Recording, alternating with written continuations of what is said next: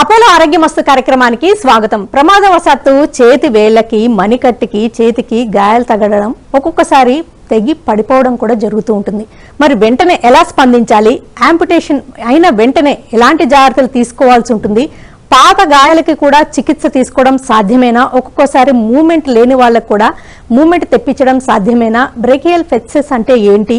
మరి hand wrist micro surgery అంటే ఏంటి? ఈ పాత్ర ఎలా ఉంటుంది? ఆర్థోపెడిక్స్ లేదా ఒక సబ్ స్పెషాలిటీనా? ఎవరు ఈ డాక్టర్ని అప్రోచ్ అయితే బెటర్? ఈ వివరాలన్నీ అందించడానికి Apollo hospitals hand wrist micro surgeon doctor Gopinath Bandari గారు మనతో ఉన్నారు. ఆయన అడిగి మరిన్ని విషయాలు తెలుసుకుందాం. నమస్తే sir, welcome to the show. Hand wrist micro surgery అంటే ఏంటి? అంటే ఆర్థోపెడిక్స్ ఉండగా ఇది ఒక సబ్ స్పెషాలిటీ అనుకోవచ్చా? ఏంటి దీని స్పెషాలిటీ ఏంటి? ఎస్ అండి, hand wrist and micro surgery అనేది ఆర్థోపెడిక్ సర్జరీలో ఒక ఎమర్జింగ్ సబ్ స్పెషాలిటీ అండి.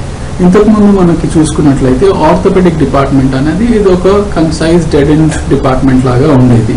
But because of evolving technology, అంటే మన సాంకేతిక పరిజ్ఞానం పెరుగుతున్న కొద్దీ పార్ట్స్గా ఒక్కో అవయవం పైన మనకి అడిషనల్ నాలెడ్జ్ అండ్ ఇన్ఫర్మేషన్ తెలియడంతో వాటి మీద ఎక్కువ రీసెర్చ్ జరిగి డిఫరెంట్ కండిషన్స్కి కూడా అత్యాధునిక పరిస్థితులలో మనం ట్రీట్మెంట్ చేసుకోగలుగుతున్నాం. ఏ విధంగా అయితే ఆర్థోపెడిక్ సబ్ స్పెషాలిటీలో ఆల్రెడీ మనకి తెలిసిన సబ్ స్పెషాలిటీలు అంటే షోల్డర్ సర్జరీ అంటే భుజం యొక్క సర్జరీలు, మోకాలి సర్జరీలు, తుంటి సర్జరీ అండ్ వెన్నుపూస సర్జరీస్, ఇవన్నీ క్వైట్ ఫేమస్, అందరికీ తెలిసినటువంటి ఆర్థోపెడిక్ సబ్ స్పెషాలిటీ డిపార్ట్మెంట్స్. అదేవిధంగా చూసుకుంటే hand wrist and micro surgery అనేది ఇప్పుడు కొత్తగా వచ్చే ఒక నూతనమైన సబ్ స్పెషాలిటీ. ఏ విధంగా అయితే ఆర్థోపెడిక్స్ అంటే మనకి యూజువల్లీ తెలిసింది బోన్స్లో కానీ జాయింట్స్లో కానీ ఫ్రాక్చర్ అవ్వడము అండ్ బోన్స్కి జాయింట్స్కి సంబంధించిన పెయిన్, ఇటువంటి వాటికి ట్రీట్మెంట్ అనేది ఆర్థోపెడిక్స్లో మనకి అవైలబుల్ ఉంటుంది అని తెలుసు. బట్ ఇవన్నిటికీ కూడా స్ట్రక్చర్స్ అనేవి పెద్దగా ఉంటాయి. ద జాయింట్ సైజ్ కానీ, బోన్ సైజ్ కానీ, కండరం సైజ్ కానీ అన్నీ కూడా పెద్దగా ఉంటాయి. అవి ఫ్రాక్చర్ అయినప్పుడు కానీ, ఎఫెక్ట్ అయినప్పుడు కానీ మనకి ట్రీట్మెంట్ అనేది ఈజీగా అందించబడుతుంది. అండ్ అదేవిధంగా వీటి సర్జరీ చేసేటప్పుడు మన కంటి చూపుతో నార్మల్గా విజువలైజ్ చేసుకొని వాటిని చూసి నేరుగా ఫ్రాక్చర్ అయితే సరైన పద్ధతిలో రెడ్యూస్ చేసి అండ్ రిపేర్ ఏదైనా చేయాలనుకున్నా కూడా మనం కంటి చూపుతో చేసుకొని ఇవన్నీ చేసుకునే సర్జరీస్. ఎందుకంటే స్ట్రక్చర్స్ సైజ్ అనేది పెద్దగా ఉంటుంది. బట్ ఎప్పుడైతే హ్యాండ్ అండ్ రిస్ట్కి వస్తామో ఇవన్నీ కూడా ఒక కాంపాక్ట్గా ఆర్గనైజ్ చేసిన స్ట్రక్చర్స్ అన్నమాట. సో ఎప్పుడైతే ఈ హ్యాండ్లో మనకి చాలా నరాలు, కండరాలు, సిరులు, ధమనులు అంటాము తెలుగులో, ఆర్టరీస్ అండ్ వెయిన్స్ అని ఇంగ్లీష్లో అంటాము, ఇవన్నీ కూడా ఒక చిన్న కాంపాక్ట్ స్పేస్లో ఒక క్రమ పద్ధతిలో పేర్చబడి ఉంటాయి. దీంట్లో ఎటువంటి చిన్న డిస్టర్బెన్స్ ఉన్నా కూడా హ్యాండ్లో ఫంక్షన్ అనేది కంప్లీట్లీ లాస్ అవుతుంది. ఫింగర్స్ అన్నీ స్టిఫ్ అయిపోతాయి, మూమెంట్స్, సెన్సేషన్స్ అన్నీ కూడా పోతాయి. అండ్ మన బాడీలో అవయవాలలో చూసుకుంటే కనుక హ్యాండ్ అనేది చాలా చాలా ఇంపార్టెంట్ స్ట్రక్చర్. మనం ఎటువంటి పని చేయాలన్నా కానీ, ఎటువంటి any activity starting from morning నిద్ర లేచిన దగ్గర నుంచి మన హ్యాండ్ లేనిది మనం ఏమీ చేయలేము.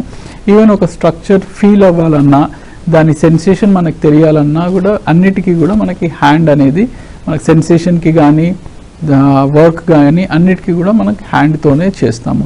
అటువంటి హ్యాండ్లో ఎనీ స్మాల్ డిస్టర్బెన్స్ కూడా చాలా డిఫికల్టీ అనేది పోస్ట్ చేస్తుంది. సో ఇటువంటి స్ట్రక్చర్స్, కాంప్లికేటెడ్ స్ట్రక్చర్స్ డ్యామేజ్ అయినప్పుడు వీటిని మనం నేరుగా కంటితో చూసి రిపేర్ చేయాలనేటువంటి చిన్న చిన్న స్ట్రక్చర్స్ ఉంటాయి. వీటన్నిటిని మనం మైక్రోస్కోప్ ద్వారా మ్యాగ్నిఫై చేసుకొని ఆ స్ట్రక్చర్స్ని పెద్దగా సైజులో విజువలైజ్ చేసుకొని అతి చిన్న స్ట్రక్చర్స్ని కూడా అనటామికల్ పద్ధతిలో రిపేర్ చేసి లేదా రీకన్స్ట్రక్ట్ చేసి సరైన ఫంక్షన్ని మళ్ళీ అచీవ్ చేసుకోవడమే ఈ hand, wrist and micro surgery యొక్క స్పెషాలిటీ అండి. అంటే మీరు చెప్తున్నట్టుగా అంటే హ్యాండ్ రిస్ట్ మైక్రో సర్జరీ అనేది ఒక సర్జన్ ఉంటారు అనేది చాలా తక్కువ మందికి ఐడియా ఉంటుందండి. ఏదైనా ఎముకలకు సంబంధించిన సమస్యల చిన్నదైనా పెద్దదైనా ఆర్థోపెడిక్ సర్జన్ని కన్సల్ట్ చేయడం అనేది చాలా కామన్ ప్రాక్టీస్. మరి అలా ఇప్పుడు ఇలాంటి గాయాలకి మరి వాళ్ళని కన్సల్ట్ చేయడం వల్ల పర్ఫెక్ట్గా జరగకపోవడం ఏమన్నా ఉండొచ్చు అంటారా? అలా ఏం లేదండి. ఇప్పుడు గత 70-80 ఇయర్స్గా మనకి ఆర్థోపెడిక్స్ ఉన్నప్పటి నుంచి కూడా చూసుకుంటే కనుక అన్ని ఇంజురీస్ కూడా ఆర్థోపెడిక్ సర్జన్స్ దగ్గర సరైన పద్ధతిలో ట్రీట్మెంట్ జరిగేవి. బట్ ఇప్పుడు ఏంటంటే ఒక్కో స్పాట్లో కూడా దాని సైంటిఫిక్ నాలెడ్జ్ అనేది మనం పెంపొందించుకుంటున్నాము. అలాగే దాంట్లో ఎక్కువ రీసెర్చ్ జరగడం వల్ల అత్యాధునిక పద్ధతులు కూడా ప్రతి ఒక్క చిన్న స్ట్రక్చర్కి వస్తున్నాయి. సో రెగ్యులర్ ఆర్థోపెడిషియన్ కూడా బేసిక్ హ్యాండ్ ప్రాబ్లమ్స్కి ట్రీట్మెంట్ ఇవ్వగలుగుతారు. బట్ ఎప్పుడైతే బియాండ్ దేర్ కేపబిలిటీ ఉన్నప్పుడు then we will come into picture. So హ్యాండ్లో మన ఫంక్షన్ ఎఫెక్ట్ అయినా కానీ, స్ట్రక్చర్స్ కంప్లీట్లీ యాంపుటేట్ అయినా కానీ, లేకపోతే బాడీలో ఒక పార్ట్ కంప్లీట్లీ పోయినా కానీ మళ్ళీ దాన్ని రీస్టోర్ చేసుకోవడము, లేకపోతే రిపేర్ చేసుకొని ఫంక్షన్ని అచీవ్ చేసుకోవడం, that is the main target అండి. సో అటువంటి కాంప్లికేటెడ్ పరిస్థితులలో we come into picture and do the repair.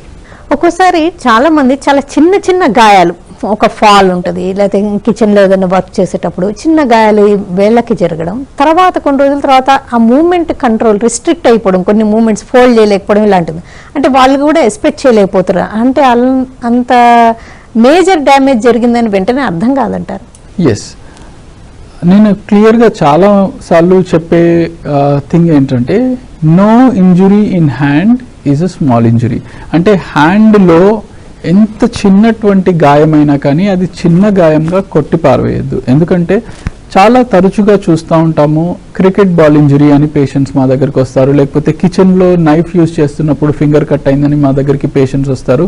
వీళ్ళందరూ కూడా స్టార్టింగ్లో చిన్న గాయమే కదా అని దాన్ని తక్కువ చూపు చూడడము, సెల్ఫ్ ట్రీట్మెంట్ తీసుకోవడము, లేదా స్ప్రెయిన్ అయింది అని వదిలేయడము, ఇటువంటి కారణాల వల్ల దాన్ని నెగ్లెక్ట్ చేయడం అనేది జరుగుతుంది. బట్ క్రమంగా ఆ చిన్న గాయం తగ్గేలాగా చూసి అండ్ కొన్ని రోజులు ఒక 10-15 డేస్ తర్వాత చూస్తే కంప్లీట్లీ మూమెంట్ లాస్ ఉంటుంది, సెన్సేషన్ లాస్ ఉంటుంది, ఫింగర్స్ పని చేయవు, లేకపోతే సెన్సేషన్ స్పర్శ జ్ఞానం తెలియదు, ఆర్ ఏ పని చేయాలన్నా నొప్పిగా ఉంటుంది. ఇటువంటి కాంప్లికేషన్స్ అన్నీ అరైజ్ అవుతాయి. అండ్ ఆ టైంలో మా దగ్గరకు వచ్చినప్పుడు మేము స్కాన్ కానీ ఎక్స్రే కానీ చేసి చూస్తే దాంట్లో ఒక కాంప్లికేటెడ్ ఫ్రాక్చర్ కానీ, లేకపోతే ఒక కాంప్లికేటెడ్ టెండన్ డ్యామేజ్ కానీ, నర్వ్ డ్యామేజ్ కానీ ఉందని అప్పుడు బయటపడుతుంది. సో ఇటువంటి చిన్న ఇంజురీస్కి మనం చిన్నది అని భావించి దాన్ని నెగ్లెక్ట్ చేయడం వల్ల చాలా మేజర్ సర్జరీ చేయాల్సి వస్తుంది. అదేవిధంగా రికవరీ కూడా 1 or 2 వీక్స్లో అయిపోవాల్సిన recovery it may take up to 1 or 2 months మనం చేసిన కొంచెం డిలే వల్ల. సో హ్యాండ్లో జరిగిన ఎటువంటి చిన్న ఇంజురీని కూడా చిన్న ఇంజురీ, మైనర్ కానీ స్ప్రెయిన్ అని కానీ భావించి దానిని నెగ్లెక్ట్ చేయొద్దండి. దానికి సరైన క్రమ పద్ధతిలో ఒక హ్యాండ్ స్పెషలిస్ట్ దగ్గర ఒపీనియన్ తీసుకోవడం అనేది చాలా అడ్వైజబుల్. చేతి వేళ్ళకి కానీ, మణికట్టుకి కానీ, లేదా చేతికి ఆర్మ్కి సంబంధించిన గాయాలు అయినప్పుడు ఎలాంటి కనిపిస్తే వెంటనే మీలాంటి స్పెషలిస్ట్ని కన్సల్ట్ చేయడం బెటర్ అంటారు? ఒకటి అండి, ఎమర్జెన్సీగా హ్యాండ్ సర్జరీని కన్సల్ట్ అయ్యే కండిషన్స్ కొన్ని ఉంటాయి, లేదు కొన్ని ఎలెక్టివ్గా అంటే ఒక మెల్లిగా వచ్చి అపాయింట్మెంట్ తీసుకుని అయినా మమ్మల్ని కన్సల్ట్ అవ్వచ్చు. ఆ కండిషన్స్ వేరే ఉంటాయి. ఎమర్జెన్సీగా రావాల్సిన కండిషన్స్ అంటే హ్యాండ్లో షార్ప్ ఇంజురీస్, అంటే ఏదైనా కత్తితో కట్ అవ్వడం కానీ, లేకపోతే ఏదైనా కోసుకుపోవడం, అలాంటి ఇంజురీస్ ఏదున్నా కానీ వెంటనే అటెండ్ అవ్వాలి. ఎందుకంటే హ్యాండ్లో చిన్న స్పేస్లోనే ఎక్కువ కాంప్లికేటెడ్ అండ్ ఎక్కువ ఇంట్రికేట్ స్ట్రక్చర్స్ అనేది ఉండడం జరుగుతుంది.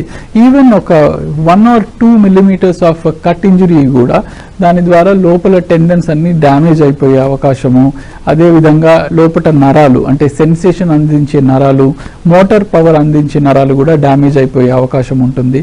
సో అంత చిన్న గాయం కూడా మనకి సిగ్నిఫికెంట్ డ్యామేజ్ అనేది కాజ్ చేస్తుంది. So any cut injury should get an immediate hand surgeon attention.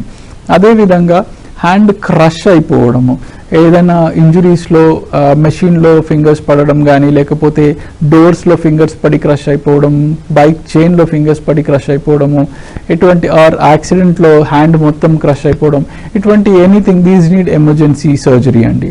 అదే కాకుండా గ్రాడ్యువల్లీ మా దగ్గరికి వచ్చే కండిషన్స్ అంటే లైక్ క్రానిక్ పెయిన్ కండిషన్స్ కొన్ని ఉంటాయి.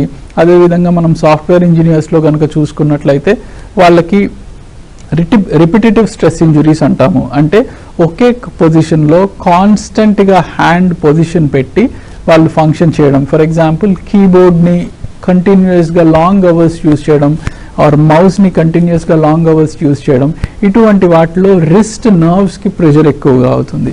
దీనివల్ల కార్పల్ టనల్ సిండ్రోమ్ లాంటివి కూడా వచ్చే అవకాశం ఉంటుంది. సో ఇవన్నిటికీ కూడా మమ్మల్ని కన్సల్ట్ అవ్వాల్సి ఉంటుంది అండ్ వీటికి ఎలెక్టివ్గా అపాయింట్మెంట్ తీసుకునైనా రావచ్చు. దీనికి ఎమర్జెన్సీ అవసరం లేదు. అదేవిధంగా కొన్ని గాయాలు జరుగుతాయి, బయటికి చూస్తే ఎటువంటి ఇంజరీ ఉండదు, కానీ లోపల మూమెంట్ చేస్తే పెయిన్ రావడము లేదా వాపు రావడము, స్వెల్లింగ్, రెడ్నెస్ ఇలాంటివన్నీ ఉంటాయి. ఇవి కూడా వెంటనే డాక్టర్ని సంప్రదించి సరైన ట్రీట్మెంట్ తీసుకోవడం అనేది బెటర్. ఒక్కొక్కసారి చేతి వేళ్ళు కానీ చెయ్యి కానీ అంటే సివియర్ యాక్సిడెంట్స్కి గురైనప్పుడు లేకపోతే ఒక్కోసారి చిన్న గాయాల్లో కూడా తెగి పడేయడం కూడా జరుగుతుంది. వెంటనే ఆ పార్ట్ని తీసుకుని వస్తే మీరు రీకన్స్ట్రక్ట్ చేయగలరా? ఎస్. సో యాంపుటేషన్ అనేది చాలా డెడ్లీ ఇంజురీ అండి. మన బాడీ నుంచి ఒక పార్ట్ అనేది కంప్లీట్లీ కోల్పోవడాన్ని మనం యాంపుటేషన్ అంటాం. పూర్వకాలంలో గనక బాడీ నుంచి ఈవెన్ 10% ఆర్ 50% వరకు డివైడ్ అయినా కానీ దాన్ని కంప్లీట్లీ డాక్టర్సే ఎలెక్టివ్గా యాంప్యుటేట్ చేసేవారు. ఎందుకంటే రీస్టోరేషన్ ఆర్ రీకన్స్ట్రక్షన్ అనే టెక్నాలజీ పూర్వం లేకుండే. బట్ ఇప్పుడు మనకున్న టెక్నాలజీ అంటే మైక్రో సర్జరీ కానీ ఈ మైక్రోసర్జికల్ స్కిల్స్ కూడా మనం అప్లోడ్ చేసుకుంటున్నాం కాబట్టి వీటి ద్వారా బాడీ నుంచి ఈవెన్ తెగి పడిపోయినటువంటి పార్ట్స్ని కూడా మరలా మనము బాడీకి అటాచ్ చేసుకుని మళ్ళీ నార్మల్ ఫంక్షన్ అనేది తెచ్చుకునే విధంగా మనం అడుగులు వేస్తున్నాం అనమాట. సో కొన్నిసార్లు మనం ఇంట్లో చిన్న ఇంజురీస్ లైక్ మిక్సర్ గ్రైండర్లో లేడీస్ ఫింగర్స్ పెట్టేస్తారు, అంటే బై మిస్టేక్ చైన్ లోపల పెట్టడం వల్ల వేళ్ళు తెగి పడిపోతూ ఉంటాయి. అదేవిధంగా యాక్సిడెంట్లో కూడా కంప్లీట్లీ హ్యాండ్ అనేది ఊడి వచ్చే అవకాశం ఉంది. అదేవిధంగా సమ్టైమ్స్ ఫ్యాక్టరీస్లో, ఇండస్ట్రీస్లో కూడా పనిచేసే దగ్గర హ్యాండ్ అనేది మెషిన్లో పెట్టడం వల్ల కంప్లీట్లీ వచ్చే ఛాన్సెస్ ఉంటాయి. అదేవిధంగా రీసెంట్లీ చూసినట్లయితే ఒక చిన్నారి పాప తను లిఫ్ట్ గ్రిల్లో చేయి పెట్టడం వల్ల ఆ లిఫ్ట్ పైకి వెళ్ళిపోయి చేతిలో 2 ఫింగర్స్ అనేది ఊడొచ్చేసాయి అనమాట. ఇటువంటి కండిషన్స్ అనేది మనం రెగ్యులర్గా చూస్తుంటాం.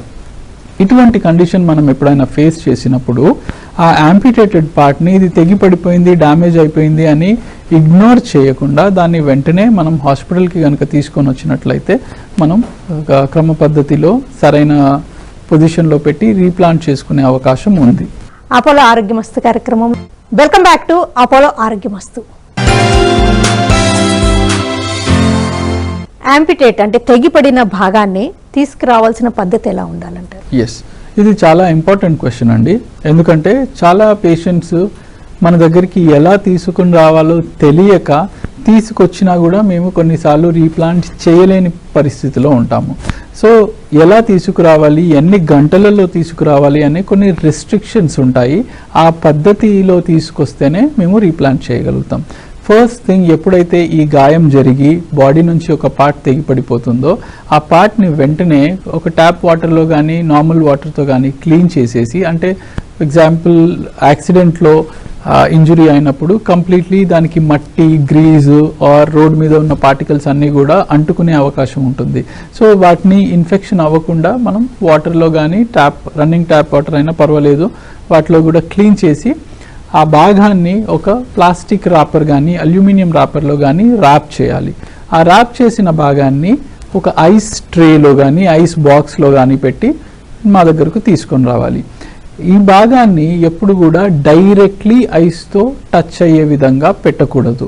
దాన్ని కంపల్సరీ ఒక ప్లాస్టిక్ కానీ అల్యూమినియం రాపర్లో కానీ ర్యాప్ చేసి దాన్ని మాత్రమే ఐస్ బాక్స్లో పెట్టాలి. కొందరు తెలియక డైరెక్ట్లీ ఆ భాగాన్ని ఐస్ బాక్స్లో వేసేసి తీసుకొని వస్తారు మా దగ్గరికి. ఇలాంటి కండిషన్లో డైరెక్ట్ భాగం ఐస్ని చాలాసేపు వరకు టచ్ అయ్యి ఉండడం వల్ల ఫ్రాస్ట్ బైట్ ఇంజురీ జరుగుతుందన్నమాట. ఆ తెగిపోయిన భాగానికి ఫ్రాస్ట్ బైట్ ఇంజురీ ఏంటంటే డైరెక్ట్లీ ఇప్పుడు ఫర్ ఎగ్జాంపుల్ మనం మన ఫింగర్ని ఆర్ మన బాడీని ఐస్కి కంటిన్యూస్గా ఒక ఫ్యూ మినిట్స్ టచ్ చేస్తే కంప్లీట్లీ నంబ్ అయిపోతుంది ఆ బాడీ పార్ట్. అదేవిధంగా ఒక 1-2 అవర్స్ మనం ఈ యాంపిటేటెడ్ పార్ట్ని డైరెక్ట్ ఐస్ కాంటాక్ట్లో పెట్టి తీసుకొని రావడం వల్ల ఆ ఎక్కువ ఫ్రీజింగ్ టెంపరేచర్లో ఉండడం వల్ల ఆ యాంపిటేటెడ్ పార్ట్లో సెల్స్ అనేది చనిపోవడం జరుగుతుంది. ఇటువంటి చనిపోయిన సెల్స్ ఉన్నటువంటి పార్ట్ని మేము రీప్లేస్ చేసినా కానీ అది సక్సెస్ అవ్వదు అండ్ మళ్ళీ దాన్ని తీసేయాల్సి వస్తుంది. కాబట్టి తీసుకురావడం ఎలాగో కంపల్సరీ తెలుసుకోవాలి.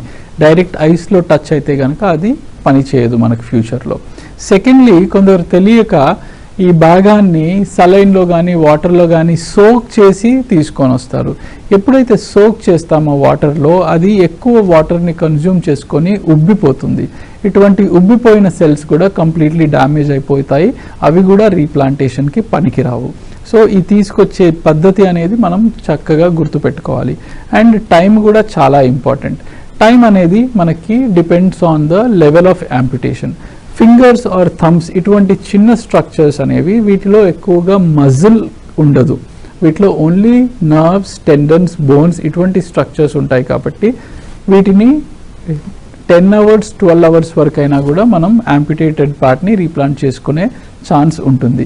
బట్ ఫింగర్స్ దాటి ఎప్పుడైతే పామ్ కానీ ఫోరామ్ కానీ వస్తుందో, ఇటువంటి కండిషన్స్లో విత్ ఇన్ 6 hours ఆ పార్ట్ బాడీకి అటాచ్ చేయడం జరగాలి. బాడీకి 6 hours మనం అటాచ్ చేయాలంటే పేషెంట్ అట్లీస్ట్ మన దగ్గరికి 4 hours ఆఫ్టర్ ఇంజురీలో రాగలిగితే కనుక మనం రీప్లాంట్ అనేది సక్సెస్ఫుల్గా చేసుకోగలుగుతాం. అదేవిధంగా మనం పైకి వెళ్ళిన కొద్దీ ఆ టైం లిమిట్ అనేది తగ్గిపోతుంటుంది. ఆర్మ్ లెవెల్లో కూడా కొన్నిసార్లు యాంపిటేషన్కి గురై వస్తారు. వీళ్ళకి రీప్లాంటేషన్ అనేది 4 hours చేయాల్సి ఉంటుంది.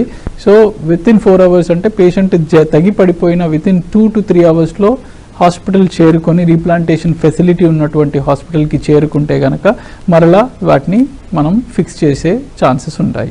ఈ రీప్లాంటేషన్ కానీ రీస్టోరేషన్ అంటే రీకన్స్ట్రక్టివ్ సర్జరీస్ రిజల్ట్స్ అనేవి ఏజ్ని బట్టి మారుతుంటాయండి. చిన్న వయసు వాళ్ళకైతే త్వరగా సెట్ అవ్వడం, వయసు పైబడే కొద్ది సెట్ కాకపోవడం, ఇలా ఏమన్నా ఉండొచ్చా? డెఫినెట్లీ అండి.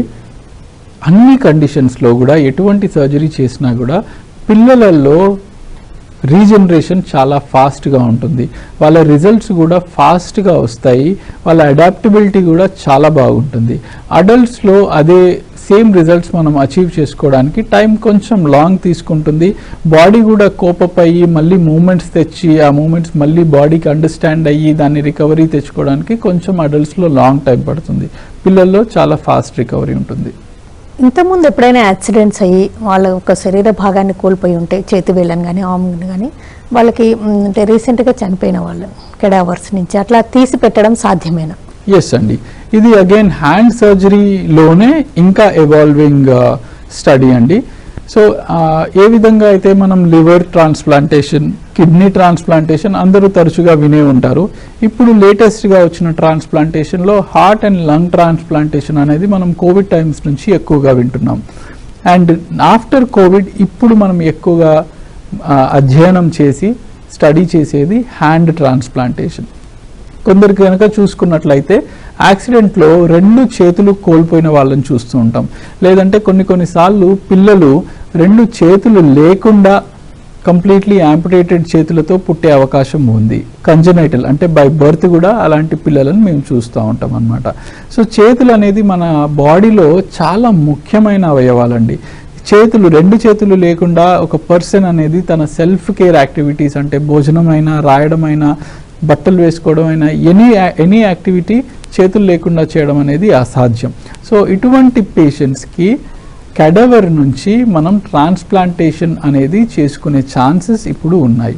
ఇండియాలో కూడా ఇప్పటి వరకు 3 అలాంటి సర్జరీస్ జరిగాయి and they are prove to be successful. ఎవరైనా చనిపోయే వాళ్ళు ఉంటే వాళ్ళ ఫ్యామిలీ నుంచి ముందే పర్మిషన్ తీసుకొని వాళ్ళు డోనర్ ఆర్గన్ డొనేషన్కి అగ్రీ చేస్తే ఆ ఆర్గన్ డొనేషన్తో పాటు హ్యాండ్ కూడా మనం డొనేషన్లో తీసుకొని ఆ కెడవర్ నుంచి హ్యాండ్ అనేది మనం ఒక లైవ్ 2 చేతులు లేనటువంటి పేషెంట్స్కి పెట్టడం వల్ల ఆ పేషెంట్కి మరలా హ్యాండ్ ఫంక్షన్ వచ్చే విధంగా చేసుకునే అవకాశం ఉంది. అంటే బ్రెయిన్ డెడ్ అయిన వాళ్ళ శరీర భాగం నుంచి తీసుకుని పెట్టే భాగం అనేది అంటే లైవ్కి వాళ్ళకి రెసిపియంట్కి మ్యాచ్ అవ్వాలా, వాళ్ళ బోన్ స్ట్రక్చర్ అవన్నీ కూడా? ఎస్, బోన్ స్ట్రక్చర్ అనేది మేము మ్యాచ్ చేస్తామండి. అది కాకుండా ఇంకోటి matching, HLA matching, blood matching అని ఉంటుంది. అది పర్ఫెక్ట్గా సెట్ అయితేనే మనం రీప్లాంటేషన్ అనేది చేసుకోగలుగుతాం. ఈ రీప్లాంటేషన్ అనే సర్జరీ అంటే చాలా టఫ్ సర్జరీ, మైక్రో లెవెల్లో జరిగే సర్జరీ, అందుకని మిమ్మల్ని మైక్రో సర్జన్స్ అని కూడా అంటుంటారు కదా. మరి ఈ సర్జరీ అయిన తర్వాత వాళ్ళకి ఆ రెస్టోరేషన్, వాళ్ళకి మూమెంట్ రావడానికి చాలా టైం పట్టచ్చు అంటారా? ఇది it depends on the injury అండి, and patient to patient basis కూడా కొంచెం ఫ్యాక్టర్ ఉంటుంది. కొన్నిసార్లు సింపుల్ ఇంజురీ ఉంటుంది అండ్ పేషెంట్స్ కూడా మా దగ్గరికి వెంటనే వచ్చేస్తారు. వాళ్ళకి సర్జరీ చేయడం వల్ల, ఇమీడియట్ సర్జరీ చేయడం వల్ల ఆల్మోస్ట్ నియర్ నార్మల్ ఫంక్షన్ అనేది ఒక 1-2 monthsలో వచ్చేస్తుంది. బట్ కొందరు పేషెంట్స్ ఎలా అంటే ఇంజురీ జరిగాక వాళ్ళకి ఎలాంటి ట్రీట్మెంట్ తీసుకోవాలో తెలియక ఆర్ దాని చిన్న ఇంజురీ అని వదిలేసి కాంప్లికేట్ అయ్యాక ఒక 6 months తర్వాత కానీ, కొందరు అయితే 2-3 years తర్వాత కూడా మా దగ్గరకు వచ్చే వాళ్ళు ఉంటారనమాట. సో ఇటువంటి కండిషన్లో కొన్ని కండిషన్స్కి బోనీ అయితే మనం రిస్టోరేషన్ కానీ ఆర్ బోనీ రిపేర్ కానీ చేసుకొని immediately we can give better results. But soft tissue అనేది చాలా డెలికేట్ ఉంటుంది, దానికి మాత్రం టైం పడుతుంది. అంటే టెండన్ ఇంజురీస్ ఉంటాయి, టెండన్ ఇంజురీస్లో రీహాబిలిటేషన్ అనేది చాలా ఇంపార్టెంట్. ఇమీడియట్లీ అనేది రిజల్ట్స్ ఉండవు, దానికి at least 3 to 4 months of rehabilitation ఉంటుంది.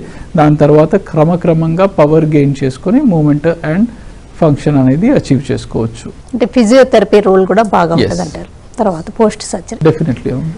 ఓకేనండి డాక్టర్ గోపీనాథ్ గారు, మైక్రో సర్జరీ అంటే ఏంటి, హ్యాండ్ రిస్ట్ మైక్రో సర్జన్ పాత్ర ఎలా ఉంటుంది యాక్సిడెంట్స్ అయినప్పుడు, అండ్ వెంటనే రిస్టోరేషన్కి ఎలాంటి ప్రయత్నాలు చేస్తుంటారు, యాంపుటేషన్ ఏదైనా శరీర భాగం తెగి పడిన వెంటనే ఎలా ఆ భాగాన్ని డాక్టర్ దగ్గరికి తీసుకువెళ్లాల్సి ఉంటుంది, అండ్ సర్జరీ కెడావర్ డోనార్స్ నుంచి ఎలా తీసుకొని చేయగలుగుతున్నారు, నవేడేస్ ఆర్థోపెడిక్స్లో వచ్చిన ఈ లేటెస్ట్ డెవలప్మెంట్ గురించి వివరంగా తెలియజేసినందుకు థ్యాంక్స్ అలాట్. Thank you. ఇది ఇవాల్టి అపోలో ఆరోగ్యమస్తు కార్యక్రమం. నమస్తే.